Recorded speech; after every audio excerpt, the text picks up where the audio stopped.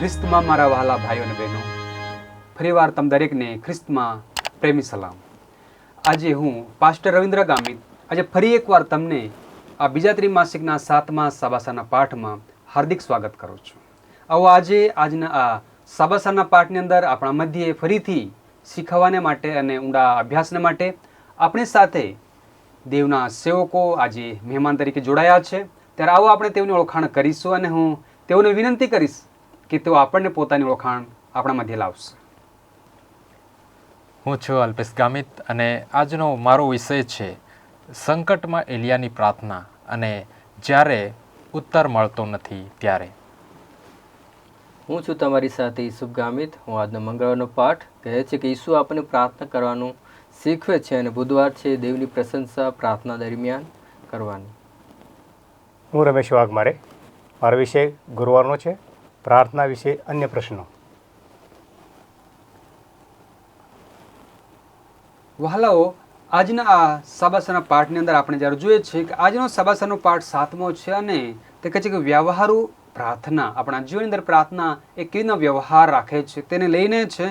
અને આજના સાબાત શાળાના પાઠનું જે સ્મૃતિ સૂત્ર જે છે તે ગીતશાસ્ત્ર 62મા અધ્યાય અને 8 કલમ ત્યાં એ પ્રમાણે કહે છે, હે લોકો, તમે સર્વ પ્રસંગે તેનો ભરોસો રાખો, તેની આગળ તમારું હૃદય ખુલ્લું કરો, દેવ આપણો આશ્રય છે. વહાલાઓ, આજે આપણે અહીં જ્યારે શીખીશું ત્યારે આપણે પ્રાર્થના તેની શરૂઆત કરીએ. આપણા મધ્યે પાસ્ટર રમેશ વાઘમારે આપણને શરૂઆતની પ્રાર્થનામાં દોરશે અને આપણે આગળ વધીશું. સારું, આપણે પ્રાર્થના કરીએ. અમારા કૃપાળુ પ્રભુ ઈસુ, ફરી એકવાર આજે અમે તમારી આગળ વિશેષ જે આજે સાબાસાનો પાઠનો અધ્યયન કરવાના છે ત્યારે પ્રભુ અમને દરેક જો અમે અત્યારે બોલવાના છે અમને સહાયતા કરજો. અને વિશેષ કરીને જે અમે અધ્યયનમાં જનાર છે ત્યારે પ્રભુ વિશેષ જ્ઞાન અમને પૂરું પાડજો કે જેથી અમે પ્રભુ સારું એ જ્ઞાન લોકોને પ્રભુ પૂરું પાડી શકીએ અને તેના પરિણામે લોકો સારું શીખી શકે અને પ્રભુ જ્ઞાન મેળવી શકે અને જે વિષય છે તે પ્રમાણે પ્રભુ તેઓ અભ્યાસ કરવામાં પ્રભુ સહાયતા કરી શકે તે માટે કૃપા કરો અને અમને પણ પ્રભુ તમે મદદ કરો. પ્રાર્થના કરીએ છીએ દરેક જેઓ સાંભળનારા છે તેઓ દરેકને પ્રભુ તમે આશીર્વાદ આપજો. ટૂંકી પ્રાર્થના ઉદ્ધાર કરતા ઈસુનું નામ માગીએ છીએ, આમેન. વહાલાઓ, આજે આપણે જ્યારે આ સાબાસાના પાઠને શીખી રહ્યા છીએ ત્યારે તેના સ્મૃતિ સૂત્રમાં આપણને સ્પષ્ટ એક દરેક પ્રસંગોમાં ખ્રિસ્ત ઈસુ પર આપણે ભરોસો રાખવાનો છે એ બાબતને લઈને ત્યાં કહેવામાં આવ્યું છે. અને આપણા માટે આજે એક મહત્વની વાત અહીં એ છે કે આપણું પ્રાર્થનાનું જીવન કેવું છે એ આપણે તપાસવાનું છે. આપણે દિવસમાં કેટલી વખત પ્રાર્થના કરીએ છીએ, એ કેટલી આતુરતાથી કે આગ્રહથી આપણે પ્રાર્થના કરીએ છીએ અને પ્રાર્થના કેવી રીતે કરીએ છીએ, આપણી પ્રાર્થનામાં અપેક્ષાઓ શું હોઈ શકે છે. શું રોજ પ્રાર્થના કરીએ છીએ આપણે, કે પછી માત્ર આપણી કટોકટી કે તકલીફના સમય જ પ્રાર્થના કરીએ છીએ, કે પછી જે આપણી પ્રાર્થના કરીએ છીએ એમાં ફક્ત માંગણી જ કરીએ છીએ, કે પછી પ્રાર્થનામાં આપણે દેવનો આભાર પણ માનીએ છીએ અને સાથે સાથે એ આપણી પ્રાર્થના દેવની મહિમાને યોગ્ય છે કે કેમ એ પણ આપણે વિચારવાનું કે આપણે જોવાનું છે. અને આજ જે વ્યવહારિક પ્રાર્થના અંદર આપણે એક બીજી વાત આપણે એ જોઈ શકીએ છીએ કે સવારે ઉઠીને આપણે પ્રાર્થના કરીએ છીએ કે માત્ર આપણે જે ખોરાક લેવાનો સમય હોય છે ત્યારે જ પ્રાર્થના કરીએ છીએ? શું આખા દિવસ દરમિયાન આપણે પ્રાર્થનાનો સમય વિતાવીએ છીએ, કે પછી આપણા પ્રાર્થનાના સમૂહ સાથે આપણે સંબંધ રાખીએ છીએ, એના પ્રાર્થના વિશ્વાસ કરીએ છીએ, કે આપણે 24 કલાક પ્રાર્થના કરતા રહીએ છીએ, એનો કોઈક અનુભવ આપણને થાય છે કે કેમ, એ બાબત પણ આજે આપણે શીખવાની અગત્ય છે. સાથે આપણી પ્રાર્થના દ્વારા જે દેવની શક્તિ, જે દેવનું સામર્થ્ય આપણને મળી શકે છે કે શું, એના પર આપણે શું વિચાર કરીએ છીએ અને શું આપણે પ્રાર્થના પર વિશ્વાસ કરવાથી આપણને કોઈ અનુભવ થયો છે? શું આપણા જીવનને એણે બદલી નાખ્યું છે? અહીં પ્રભુનું વચન જેમ આપણે કહે છે કે આપણે એક ઈસુ ખ્રિસ્ત એ વેલો છે, આપણે ડાળીઓ છે.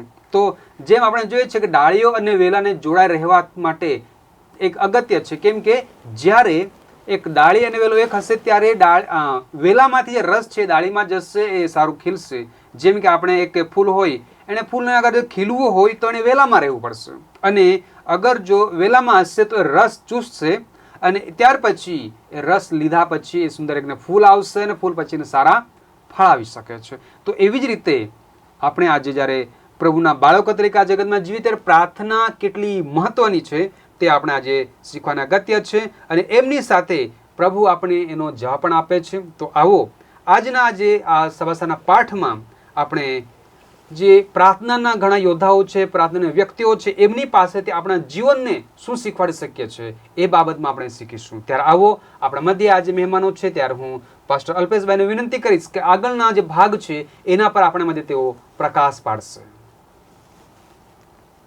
આવો આપણે સોમવારના પાઠથી આગળ વધીશું અને એની સાથે રવિવારનો પાઠ પણ અભ્યાસ કરીશું કે જ્યાં સંકટના સમયમાં એલિયાની પ્રાર્થના વિશે જોવા મળે છે કે એલિયા છે એ વિશ્વાસુ એક પ્રબોધક હતો, પરંતુ એ જે સમયની અંદર હતો એ આહાબ રાજાના સમયની અંદર હતો. અને આહાબ રાજા છે કે લખવામાં આવ્યું છે પહેલો રાજા તેનો 16મા અધ્યાય 33મી કલમ કે એ ખૂબ જ દુષ્ટ રાજા હતો, કે એના સમયની અંદર દેવની વિરુદ્ધના કૃત્યો, મૂર્તિ પૂજા, વ્યભિચાર જેવી બાબતોમાં છે એ પડ્યો હતો. અને એ સમયની અંદર છે એક મહાન ઘટના થાય છે જે કાર્મેલ પર્વત પર થાય છે. અને એની સાથે જોવા મળે છે કે એની સામે જે બાલના પ્રબોધકો એલિયાની સામે હોય છે. 450 પ્રબોધકોની સામે એલિયા ફક્ત એકલો હોય છે. અને ત્યાં છે કોની પ્રાર્થના સાંભળવામાં આવે છે કે ત્યાં ફક્ત એલિયાની પ્રાર્થના સાંભળવામાં આવે છે. એક પ્રાર્થના કે જેનાથી એક અદ્ભુત નજારો, અદ્ભુત એક ચમત્કાર છે ત્યાં પરમેશ્વર એલિયાની સાથે કરે છે કે ત્યાં જે અર્પણ હતું એ ફક્ત એલિયાનું બળે છે અને એને ભસ્મ કરવામાં આવે છે. તો અહીં છે આ જે મોટી કહાની છે, લાંબી કહાની છે, પરંતુ અહીં એ જોઈએ છે કે એલિયાની પ્રાર્થના છે દેવ સાંભળે છે, એનો ઉત્તર એ આપે છે, તરત જ આપે છે. પરંતુ આ એક અદ્ભુત બાબત છતાં પણ છે એક બાબત અહીં જોઈએ છે તો એ છે કે જ્યારે આ ચમત્કાર થાય છે ત્યાર પછી જે બાલના જે દેવતાઓ છે એને મારી નાખવામાં આવે છે. ત્યારે જે ઇઝેબલ હોય છે એને ખબર પાડે છે, ત્યારે ઇઝેબલ કહે છે કે એને મારી નાખવામાં આવશે, એટલે કે એલિયાને મારી નાખવામાં આવશે. અને આ સાંભળતાની સાથે જ છે એ શું થાય છે, એ ભાગવા લાગે છે, એ ત્યાંથી ભાગી જાય છે. તો અહીં શું થાય છે, એક મોટા ચમત્કાર કે જ્યાં પરમેશ્વર એની સાથે ઊભો હતો, એની પ્રાર્થના છે સાંભળવામાં આવી છે, એક વિશ્વાસની સાથે હતો, છતાં પણ છે એક ક્ષણને માટે હવે શું થાય છે, એનો વિશ્વાસ ડગમગી જાય છે. અથવા તો એ શા માટે કારણ થાય છે કે એના થાકને કારણે અથવા તો એક મૃત્યુના ભયને કારણે છે એ બી જાય છે અને ત્યાંથી એ ભાગી જાય છે.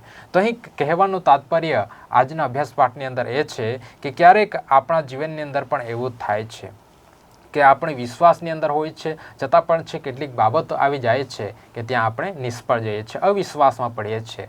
પરંતુ અહીં છે પરમેશ્વર છતાં પણ છે એલિયાને છોડતો નથી, એ ભાગી જાય છે, ત્યાં દુકાળ પડે છે અને એને જ્યારે ભાગી જાય છે ત્યારે એ પરદેશની અંદર જ્યાં પણ જાય છે ત્યાં એને ભોજન પૂરું પાડવામાં આવે છે, પાણી પૂરું પાડવામાં આવે છે, દરેક વસ્તુ છે પૂરી એને પાડવામાં આવે છે. એટલે કે પરમેશ્વર છે એને ક્યારે પણ ભૂલતો નથી. અને એમ જ છે પરમેશ્વરનું કાર્ય છે આપણા માટે ક્યારેક છે એ ખૂબ જ સીધા હોય છે, એના જવાબ છે ક્યારેક આપણા સમક્ષ સીધા હોય છે અને ક્યારેક છે એ પ્રશ્નના જવાબો છે, પ્રાર્થનાના જવાબો છે ક્યારેક વાર પણ લાગે છે. કારણ કે આપણે જે વિચારીએ છીએ એના કરતાં પરમેશ્વર આપણા માટેની યોજનાઓ છે, એની જે આપણા માટેના માર્ગો હોય છે એ મોકળા હોય છે. યશાયા તેનો 55મા અધ્યાય તમે વાંચી શકો છો 8 અને 9મી કલમ કે ત્યાં એમના જે વિચારો છે, એના માર્ગો છે જે આપણાને લઈને છે એના ઊંચા છે. એના પાસે આપણા જીવનને માટે એક બ્લુપ્રિન્ટ છે, એક યોજના છે જે એ આપણા માટે યોગ્ય સમયે કરે છે. અને એટલા માટે છે ક્યારેક આપણે અવિશ્વાસુ બનીએ છીએ, ક્યારેક મુશ્કેલી આવે છે ત્યારે શું કે આપણને ક્યારેક લાગે છે કે આપણી પ્રાર્થના છે એનો જવાબ મળતો નથી અથવા તો વાર લાગે છે અને એ સાંભળીને ક્યારેક છે આપણે નિરાશા વ્યક્ત કરીએ છીએ. એક પ્રભુને એવું કહીએ છીએ કે પ્રભુ મારી સાંભળતો નથી, એવું આપણે પોતાને કહીએ છીએ. ક્યારેક તો આપણા શબ્દ, આપણા મુખ પરના શબ્દ છે બીજાને પણ સંભળાવે છે કે પ્રભુ મારો સાંભળતો નથી, પ્રભુએ આપણને છોડી દીધો છે. ના વહાલો, પ્રભુ આપણને ક્યારે પણ છોડતો નથી અને દરેક જે પણ માંગવામાં આવે છે એ આપવામાં પણ આવે છે. માંથી તેનો 7મા અધ્યાય અને 7મી કલમ આપણને ચોકસાઈ રીતે કહે છે કે જો તમે માગશો તો તમને આપવામાં આવશે. અને જ્યારે આપણે માંગવા વિશે જોઈએ છે તો જ્યારે માંગીએ છીએ ત્યારે જવાબ તરત પણ મળી શકે છે, ક્યારેક વર્ષો પણ લાગી શકે છે. જે રીતના હાના પ્રબોધિકાનું ઉદાહરણ લઈએ છીએ કે હાના ઘણા વર્ષોથી પ્રાર્થના કરતી હતી એક બાળક માટે, એક આ સ્ત્રીનું ઉદાહરણ છે, એના વિશ્વાસનું ઉદાહરણ છે કે ઘણા સમયથી એ પ્રાર્થનાની અંદર લાગુ રહેતી હતી અને ત્યાર પછી ઘણા એનો સમયગાળો નથી ત્યાં બતાવવામાં આવ્યો, પરંતુ ઘણા સમય પછી એનો બાળક જન્મે છે જે સમુએલ હોય છે. તો વહાલાઓ, ક્યારેક છે પ્રાર્થનાનો જવાબ વહેલો કે મોડો પણ હોઈ શકે છે, પરંતુ પરમેશ્વર એ આપણા વિશ્વાસને ચખાવવા માંગે છે કે આપણો વિશ્વાસ પરમેશ્વરની અંદર કેવી રીતના છે. જો આપણે વિશ્વાસની અંદર શું ઓછો પણ છે છતાં પણ છે તો એ આપણને મદદ કરવા ચાહે છે. અને કેટલીક વાર જ્યારે આપણને જવાબ નથી મળતો તો આપણને બાઇબલ આપણને સલાહ આપે છે કે આપણે પ્રથમ દેવની ઈચ્છા શોધીએ, આપણી ઈચ્છા નહીં. કારણ કે આપણે પ્રાર્થના પણ એ જ કરીએ છીએ, પ્રભુની પ્રાર્થના, કે એની ઈચ્છા પ્રથમ થાય. તો આપણે પોતાની નહીં પરંતુ પ્રભુની ઈચ્છા એમાં શું હશે એ જોવાનું છે. આપણા હેતુઓ ધ્યાનમાં લેવાનું છે. ખરેખર આપણે જે પ્રાર્થના માટે વિનંતી કરી રહ્યા છે એ હેતુઓ શું ખરેખર મારા જીવન માટે યોગ્ય છે, અથવા તો એ હેતુઓ છે શું મારા જીવનના વિશ્વાસની અંદર, પ્રભુ સાથેના સંબંધની અંદર એ દ્રઢતા લાવવા માટે છે કે કેમ, એ હેતુઓ આપણને તપાસવાનું છે. આપણા હૃદયની અંદર શું છે એને તપાસવાનું છે અને પ્રભુના વચન આપણે ખાસ ધ્યાનમાં રાખવાનું છે. આપણે પ્રાર્થનામાં રહેવાનું છે વિશ્વાસ સાથે, ધીરજ સાથે. અને એમ કરીને પરમેશ્વર કહે છે કે આખરે આપણે એક મહાન દેવના ચિત્ર વિશે જોવાનું છે કે જે પરમેશ્વર જાણે છે એ આપણે જાણતા નથી. એના સામે આપણા જીવનની એક મોટું ચિત્ર ઉભું રહેલું છે. અને પાઉલ આપણને કહે છે કે પ્રભુનું વચન કહે છે કે તારે વાસ્તે મારી કૃપા બસ છે. એની કૃપા આપણા માટે બસ છે. એ આપણને ક્યારેય પણ છોડતો નથી. એ હર સમય આપણી સાથે હોય છે. અને આપણે કમજોર પડીએ છીએ ત્યારે આપણી પ્રાર્થના કરતાં પણ એ શીખવાડે છે. તો આવો આગળના સમયની અંદર જોઈશું. પાસ્ટર યુસુફભાઈ આપણને પ્રાર્થના વિશે આગળનો ભાગમાં દોરવણી કરશે. આમેન. આવો આ સમયે આપણે બુધવારનો જે પાઠ છે તેના તરફ આપણે આગળ વધીશું. અને આજનો જે મંગળવાર અને બુધવાર, મંગળવારની અંદર કહેવામાં આવ્યું છે કે પ્રભુ ઈસુ ખ્રિસ્ત આપણને પ્રાર્થના કઈ રીતે કરવી જોઈએ એ આપણને શીખવે છે. અને જ્યારે પ્રભુ ઈસુ ખ્રિસ્ત આ જગતની અંદર, આ પૃથ્વીની અંદર, એના સમયની અંદર એણે શાસ્ત્રીઓની અને ફરોશીઓની જ્યારે એ પ્રાર્થના એણે સાંભળી, અને શાસ્ત્રીઓ અને ફરોશીઓની જે પ્રાર્થના હતી એ ઘણી લાંબી અને એક શિસ્તબદ્ધ હોય, એક કાળજીપૂર્વક અને એક જટિલ રચનાની જેમ તેઓ પ્રાર્થના કરતા અને વારંવાર જે છે એક શબ્દનો ઉપયોગ તેઓ કરતા. અને એ સમયે જ્યારે પ્રભુ શ્રી ખ્રિસ્તે તેઓની એ પ્રાર્થના કરવાનું જે રીત હતી એના માટે કહેવામાં આવ્યું છે માથી તેનો 6 અધ્યાય અને 5 અને 8ની અંદર કહે છે કે તમે ઢોંગીઓની જેમ પ્રાર્થના ના કરો. અને જ્યારે પ્રભુ શ્રી ખ્રિસ્ત પ્રાર્થના કરે છે અને તેમના શિષ્યો જ્યારે જુએ છે, તેઓ પ્રભુ પાસે આવે છે અને કહે છે કે પ્રભુ અમને પણ શું કરો, તમે પ્રાર્થના કરતા શીખો. અને એ આપણને લુક તેનો 11મો અધ્યાય અને 1લા કલમની અંદર આપણને જોવા મળે છે. અને એની અંદર પ્રભુ શ્રી ખ્રિસ્તે તેઓને પ્રાર્થના કરવાનું શીખવે છે. અને એની સુંદર એવી બાબત તેઓને શીખવામાં આવી છે. અને સાચી અને અર્થપૂર્ણ પ્રાર્થના આપણે કઈ રીતે કરવી જોઈએ એનો પ્રભુ શ્રી ખ્રિસ્તે એક આદર્શ માર્ગ આપણને બતાવ્યો છે. અને એ પ્રભુની શીખેલી પ્રાર્થનાની અંદર આપણને એક શીખવામાં આવ્યું છે, એક એ છે કે આપણે પ્રભુ પરમેશ્વરને પહેલાં શું કરીએ, રિસ્પેક્ટ કરીએ, એના સન્માનથી આપણે શરૂઆત કરીએ. જે પ્રમાણે પ્રભુ શ્રી ખ્રિસ્તની શીખેલી પ્રાર્થના આપણે જ્યારે બોલીએ છીએ કે હે અમારો સ્વર્ગીય પિતા, તારું નામ પવિત્ર માનવામાં આવે, એ આપણને યાદ અપાવે છે કે પ્રભુ આપણા પરમેશ્વર એક પ્રેમાળ છે, એ પવિત્ર છે અને એ આપણા પિતા સમાન છે. જ્યારે આપણે પ્રાર્થના કરીએ છીએ ત્યારે એ પ્રમાણે આપણે પ્રાર્થના કરીએ. અને બીજી બાબત જે છે આપણને શીખવામાં આવે છે કે તારું રાજ્ય આવે અને તારી ઈચ્છા પૂર્ણ થાય. એક સાચી પ્રાર્થના, એક અર્થસભર પ્રાર્થના જ્યારે આપણે કરીએ છીએ ત્યારે આપણે આપણી ઈચ્છા નહીં પરંતુ પ્રભુની જે ઈચ્છા આપણા માટે છે તેને આપણે પ્રથમ સ્થાન આપીએ. અને બીજી બાબત જે આપણને એ જ પ્રાર્થનામાંથી શીખવા મળે છે કે પ્રભુ આપણી રોજિંદી જે જરૂરિયાતો છે એ આપણે માંગવાનું શીખવે છે. પ્રભુ આપણે પ્રાર્થના કરવાનું શીખવી રહ્યો છે, તો એ દરેક બાબત આપણે ધ્યાનમાં લેવાનું છે. અને જ્યારે આપણે પ્રાર્થના કરીએ છીએ કે આજ મારું જે રોજનું ભોજન છે તે આપણે જે પ્રાર્થના કરીએ છીએ કે પ્રભુ આપણી જે દૈનિક સમયની જે ચિંતાઓ છે એની એ કાળજી લે છે. જે આપણે માંગીએ છીએ એ પ્રભુ એ પૂરું કરે છે. અને સાથે પ્રભુની પ્રાર્થનાની અંદર આપણને એ પણ શીખવામાં આવે છે કે આપણે અપરાધો કર્યા છે એ અપરાધોની આપણે માફી માગવી જોઈએ, અને સાથે જ આપણે જે કંઈક બીજાની વિરુદ્ધ જે અપરાધ કર્યા હોય એ આપણે માફી માગવી જોઈએ, અને એકબીજાને આપણે માફ કરવાના છે. ત્યારે જ આપણા અપરાધો જે છે એ માફ થાય છે. અને એ આપણને શીખવે છે કે જેમ આપણે બીજાના અપરાધોને માફ કરીએ છીએ તેમ આપણું હૃદય જે છે એ જરૂર શીખવે છે, અને આપણું હૃદય આપણને એક પ્રેરે છે કે આપણને જે આપણી પ્રાર્થના આપણે પ્રભુને કરી છે અને આપણે જે માફી માગી છે એ આપણને માફી મળી છે.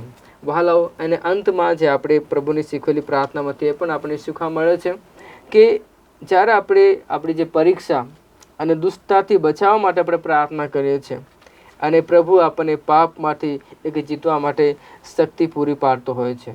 તો વહાલાઓ, આજે હતું કે ઈસુ આપણને પ્રાર્થના કેવી રીતે કરવી એ આપણને શીખવે છે. અને કે બુધવારના પાઠની અંદર આપણને જોવા મળે છે કે આપણે દેવની જ્યારે આપણે પ્રાર્થના કરીએ છીએ તે પહેલાં તો આપણે દેવની પ્રશંસા કરીએ. એ તે કોણ છે એ આપણે મેન્શન કરવાનું છે. અને બીજી બાબત એ છે કે કબૂલાત કરવાની છે આપણે, કે આપણે જે અપરાધો કર્યા હોય એ આપણે કબૂલ કરવાનું છે, અને સાથે આપણી જે વિનંતીઓ છે, આપણી જે માંગણીઓ છે, અને સાથે પ્રભુને આપણે આભાર સ્તુતિ પણ કરવાનું છે. માત્ર આપણે માંગ જ નહીં, પરંતુ પ્રભુની પ્રશંસા, આપણે જે અપરાધો કર્યા છે એ આપણે એ પાપોને કબૂલ કરીએ, અને ત્યારબાદ છે આપણી જે વિનંતીઓ છે એ પ્રભુની સમક્ષ રાખીએ, અને ત્યારબાદ ફરી એકવાર આપણને એને આભાર જ માનીએ. કેમ કે પ્રાર્થના જે છે એ સરળ અને અર્થપૂર્ણ બની શકે એ માટે અહીંયા કેટલાક આપણને સુંદર જે 4 બાબતો આપણને ધ્યાનમાં રાખવાની જેવી બાબતો આપણને શીખવામાં આવી છે. વહાલો, જ્યારે આપણે પ્રાર્થના કરીએ છીએ પ્રભુની સાથે, આપણે કે મિત્ર સમાન જ્યારે વાત કરીએ છીએ ત્યારે 4 બાબતો જે છે આપણે ધ્યાનમાં રાખવાની છે. એક છે પ્રશંસા. દેવને આપણે પ્રશંસા કરીએ, દેવ કોણ છે તે બોલીએ, અને તે કેવા છે તેને આપણે પ્રશંસા કરવા માટે ગીત શાસ્ત્ર તેનો 100મો અધ્યાય તે આપણને સુંદર એક બાબત શીખવે છે કે દેવ એક આપણા માટે ઉદ્ધારક છે, આપણા તારણહાર છે, એક આપણને દિલાસો આપનાર છે, અને આપણે પાપોનો ક્ષમા આપનાર છે, તે આપણો ભલો ભરવાડ છે. એવી ઘણી એવી બાબતો છે. પ્રભુ આલ્ફા અને ઓમેગા છે. એવા પ્રશંસાનો જે શબ્દો છે એ આપણે યુઝ કરી શકીએ છીએ, એનો આપણે ઉપયોગ કરી શકીએ છીએ, અને પ્રભુને આપણે ઊંચા ઉઠાવી શકીએ છીએ. અને બીજી બાબત આપણે શીખ્યા કે પાપનો સ્વીકાર કરવાનો છે, આપણે કબૂલાત કરવાની છે. જે કંઈ આપણે અપરાધો કર્યા છે દેવની આગળ આપણે આપણા પાપોને કબૂલાત કરીએ. હા વહાલો, આપણે પાપી અપરાધી છે, એ માટે જ્યારે આપણે પ્રભુની પાસે આવીએ છીએ, આપણે જે કંઈ પ્રાર્થના માંગીએ તેના પહેલાં આપણે પાપોની કબૂલાતો કરીએ. અને જ્યારે આપણે હૃદયપૂર્વક જ્યારે પ્રાર્થના કરીએ છીએ, ચોક્કસ આપણા અપરાધોને તે માફ કરે છે. અને ત્યારબાદ છે આપણે વિનંતીઓ આપણને પ્રભુને સોંપવાની છે. આપણી જે ચિંતાઓ છે પણ પ્રભુની ઈચ્છા પ્રમાણે આપણે માંગવાનું છે. અને જ્યારે આપણે બીજા માટે પ્રાર્થના કરીએ છીએ એ પણ આપણે કાળજી રાખીએ છીએ. અને લાસ્ટમાં આપણે એ જ કહેવાનું છે મારે કે આભાર સ્તુતિ, આભાર વિધિ પણ આપણે પ્રગટ કરીએ કે દેવે આપણને જેટલા પણ આશીર્વાદો આપ્યા છે, જેટલા પણ આપણી પ્રાર્થનાઓ સાંભળે છે, આપણા જીવન માટે જે આપણે રક્ષણ પૂરું પાડે છે, તેમના પ્રેમ માટે આપણે આભાર માનીએ, અને એક આભારી હૃદય સહિત એક આનંદ અને શાંતિ જે આપણના જીવનમાં લાવે છે એ પ્રમાણે આપણે પ્રાર્થના કરીએ. તો હાલો, આ પાઠોમાંથી આપણે શીખવા મળે છે કે દેવની આપણે સ્તુતિ કરીએ, અને સ્તુતિ કરીને આપણે જે પ્રાર્થનાની અંદર આગળ વધીએ. આગળનો જે સમય છે હું રમેશભાઈને આપું છું. સારું, આપણે ગુરુવારના પાઠમાં આપણે જઈશું, અને ગુરુવારનો પાઠનો વિષય આપણે સાંભળ્યું છે પ્રાર્થના વિશે અન્ય પ્રશ્નો. જ્યારે અત્યારે અમે સાંભળ્યું છે પાસ્ટર રવિન્દ્ર એમણે પણ આપણાને ત્યાં પણ એમણે પ્રશ્ન કયા ઘણા પ્રશ્નો છે, અને આજે પણ આ પ્રશ્નો આપણી સામે ઊભા થાય છે કે પ્રાર્થના કરવી જરૂરિયાત છે, તો પ્રાર્થનાનો શું જવાબ આપણને તરત મળે છે, અને પ્રાર્થના આપણે કરીએ છીએ તો કેવી રીતે પ્રાર્થના કરવી, એ બધા પ્રશ્નો તો છે જ. પણ શા માટે પ્રાર્થના કરવી? પ્રભુ તો આપણી પ્રાર્થના જાણે જ છે, પ્રભુ તો આપણા વિચારો જાણે છે કે આપણને શારીરિક જરૂર છે, તે બધું જાણે જ છે. તો પછી પ્રાર્થના કરવાની જરૂર શું છે?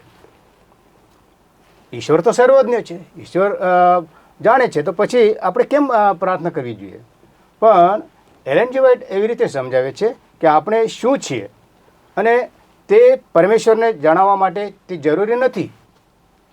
પ્રભુ આપણને જાણે છે તે જરૂરી નથી, પણ આપણે તેને પ્રાપ્ત કરીએ એવા સક્ષમ બનાવવા માટે જરૂરી છે. પ્રભુને પ્રાપ્ત કરીએ એવા આપણે સક્ષમ બનીએ કે જેથી કરીને પરમેશ્વરને આપણી પાસે આપણે નીચે લાવવાના નથી, પણ આપણે પ્રભુ પાસે જઈએ. જાણતા હોય પ્રભુ આપણી પ્રાર્થના, આપણા વિષયો કે આપણી તકલીફો જાણે છે, પણ આપણે પરમેશ્વર પાસે જઈએ એ મહત્વનું છે. તો દેવ આપણી ઈચ્છાઓને જ્યારે તો જાણતો હોય અને તે આપણા હૃદયના દરેક ઇરાદાને જાણતો હોય, તો છતાં પ્રાર્થના કરવી એ આપણા માટે સારું છે. કેમ કે ત્યાં આપણને આપણા જીવનમાંથી તકલીફો જે આવે છે તે રોકવા માટે આપણાને સક્ષમ છે. અને આપણે પ્રાર્થના કરીએ તો જેમ કે અલ્પેશભાઈ એમને પણ કીધું છે કે એલિયાએ પ્રાર્થના કરી. હવે સંજોગવશાત પ્રાર્થના કરવાની ગરજ છે. કયો પ્રસંગ છે, કયો સંજોગ છે તે પણ આપણે જાણીએ, માહોલ પ્રમાણે આપણે પ્રાર્થના કરીએ છીએ. એલિયાએ જે સંજોગ હતો એ સંજોગવશાત તેને પ્રાર્થના કરી. પછી અમે યુસુફભાઈ, પાસ્ટર યુસુફ, એમણે પણ આપણને જણાવ્યું કે મંગળવારના પાઠમાં આપણે જોયું કે કેવી રીતે પ્રાર્થના કરવી. તો શિષ્યો જ્યારે પ્રભુ ઈસુ ખ્રિસ્ત પાસે આવ્યા, કેમ પ્રભુ ઈસુ ખ્રિસ્ત પાસે આવ્યા? કેમ કે શાસ્ત્રીઓ અને ફરીસીઓ પ્રાર્થના કરતા હતા. ત્યારે ઈસુએ કહ્યું કે આ ઢોંગીઓ સંબંધે તમે સાવધાન રહો, કેમ કે તેઓની પણ પ્રાર્થના હતી, પણ તેઓની પ્રાર્થના એવી ન હતી કે તે પ્રાર્થનામાં નમ્રતાની હતી, તે પ્રાર્થનામાં અભિમાન જેવું હતું.